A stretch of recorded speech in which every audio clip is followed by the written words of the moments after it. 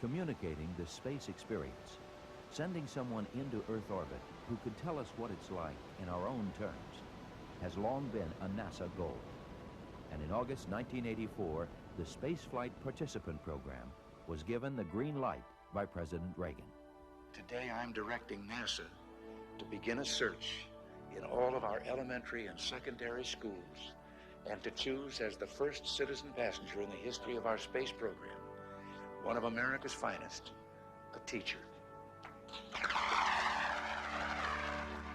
Last June, the semi-finalists in NASA's Teacher in Space project met the press for the first time in Washington, D.C.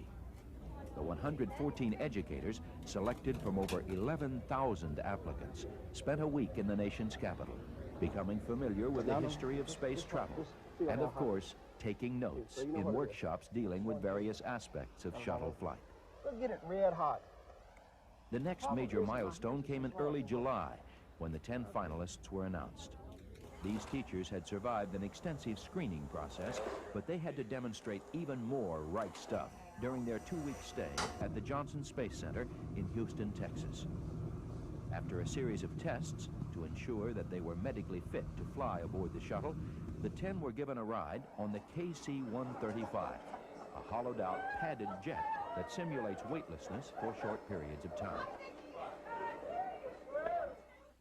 Finally, on July 19th, Vice President Bush made the historic announcement. Barbara Morgan, an elementary school teacher from McCall, Idaho, was selected as the backup candidate, and Christa McAuliffe, a Concord, New Hampshire high school social studies teacher, will be the one to actually fly in space early next year. It's not often that a teacher is at a loss for words. I know my students wouldn't think so. I've made 9 wonderful friends over the last 2 weeks. And when that shuttle goes, they might be one body. But there's going to be 10 souls that I'm taking with me. Thank you. That's great. You can see everything. Since their selection, Christa brought her training in Houston. There's been a lot to learn, but they've shown that good teachers make excellent students. During her shuttle flight, in addition to keeping a journal, Mrs. McAuliffe will teach 2 live lessons from space. One called The Ultimate Field Trip, and the other, Where We've Been, Where We're Going, Why, which will be broadcast via satellite to schools around the country. She will also do a number of other experiments that will be filmed for classroom use after the mission is complete. Her goal?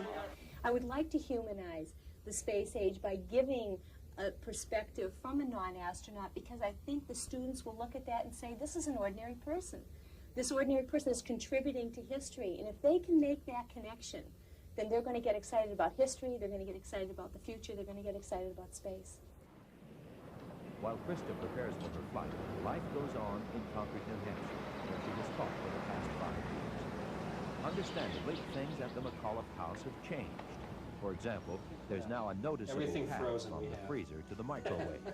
But husband Stephen, an attorney, daughter Caroline, and son Scott have taken on their added responsibilities without reservation. You know, you're talking about a human being being free of the bounds of gravity, orbiting the Earth. There aren't many human beings that have done that. So I think both of us feel that whatever the price in terms of readjustments or my taking on things that I probably should have been doing before anyway and hadn't done, whatever those prices are, they certainly pale in comparison to the opportunity. Visit Concord High, and you immediately understand what a special teacher Mrs. McAuliffe is. Former student Andy Clark. Even though Mrs. McAuliffe was a great economics teacher, I think what I learned most from her was outside the classroom.